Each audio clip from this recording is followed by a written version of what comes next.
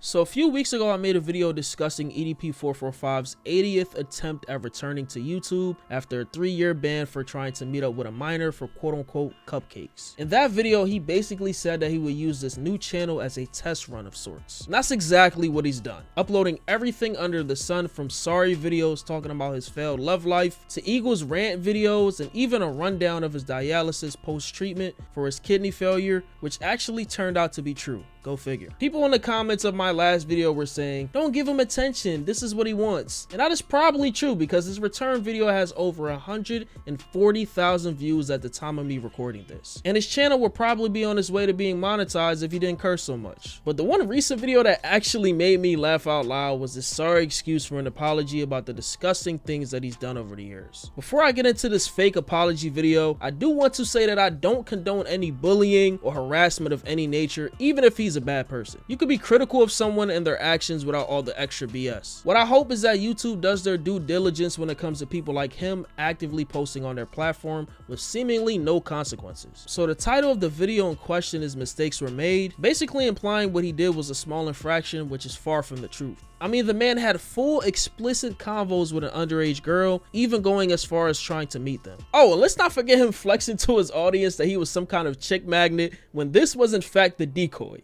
Hey babe, let me give you a call back. I'm making a video, all right? All right, love you. All right.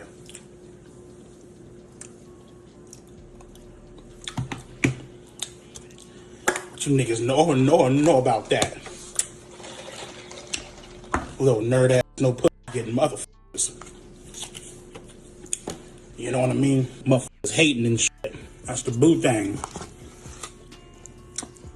That girl's sexy as hell. Now, EDP decided that it was best to turn the comments, likes, and dislikes off for this one. I do want to note that this is the only video that he has all these off, and I don't blame him. The comments under this video would have been ruthless. He starts this off by saying the quote-unquote trolls that continue to follow him around social media don't understand the concept of forgiveness, and talks about his mental state around the time that he texted the minor in 2021. You're dealing with trolls when you're dealing with people on the internet who can just leave a comment and just run off to the scurries of their own, hiding spots, is that there's no reconciling with these motherfuckers. There's no getting through to them.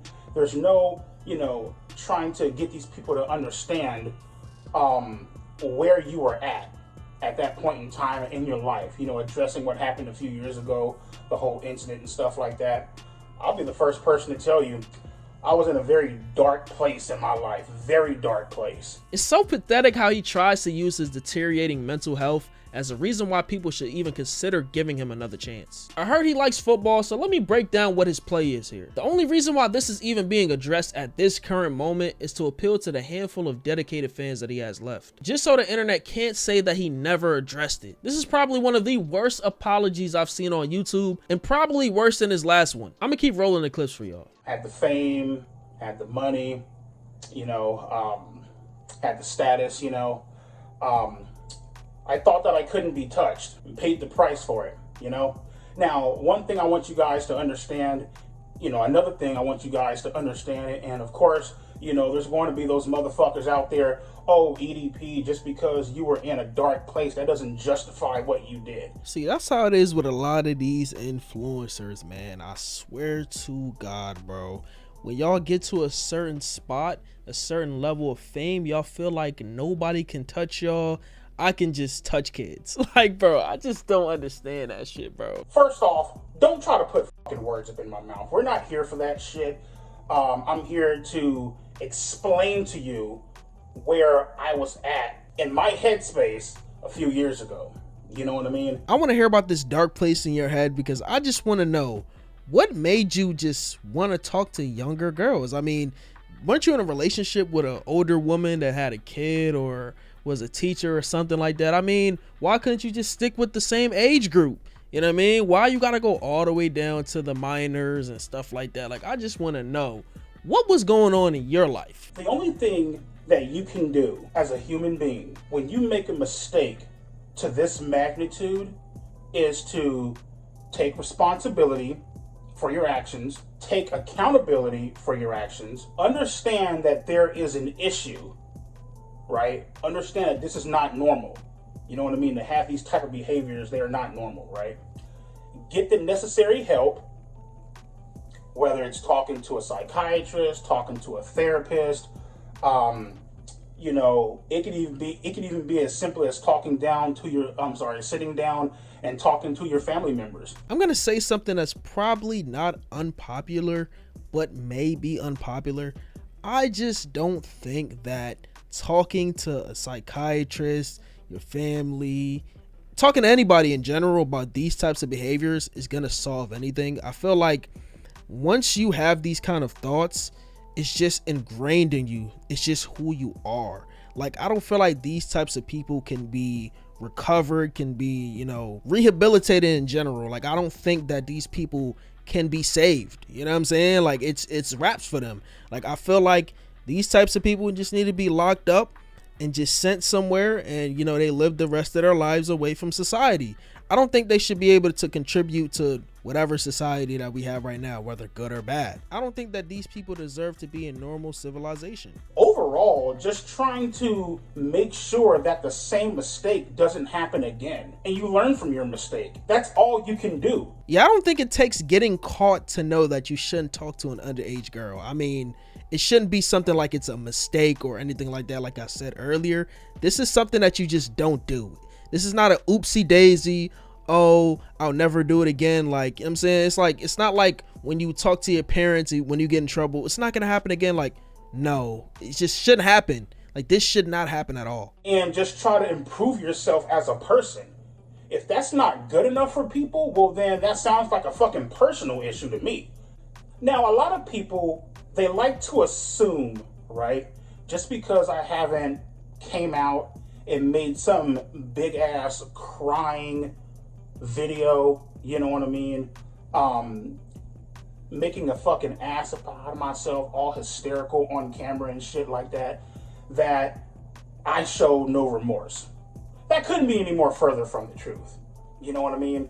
What I want you guys to realize is the fact that I have sat down and I have apologized to my family. He's gonna say it's a personal problem because we are expecting an actual apology, not just some, oh, the actions that day, sorry for all the people affected, we'll just move along like nothing happened, and I'm sorry for what my family had to go through. Not I'm sorry for talking to this girl, texting this girl this, saying this, saying that, doing this, doing that. You didn't give us the whole rundown. You just basically brushed it off like, oh, it was a minor infraction, let's just move on. I'm sorry for what happened with my family, all the, you know, threats or whatever was going on, whatever messages they got, the embarrassment. That's all you said. We didn't expect you to get on here crying. We just expected an actual adult response, an adult apology, accountability, not just, oh, that happened and it was in the past and I had a mindset that I don't have now. My mental is not the same as it was back then. And yeah, let's just move on.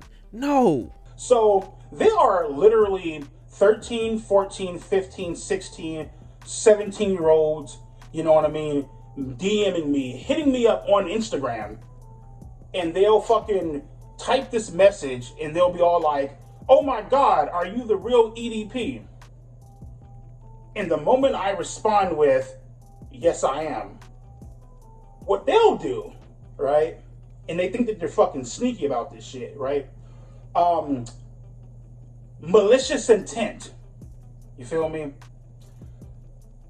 I made a video a long time ago, and it was a video where I talked about, obviously, adults should be held accountable, and they should be okay, so throughout this whole time, what I'm noticing is he does not know what the fuck he wants to say. Now, as a YouTuber, I tend to edit things out when I mess up, kind of like messing up my words and shit, you know, mumble jumble, I'm saying, saliva flying out my mouth and shit, and I gotta re-record.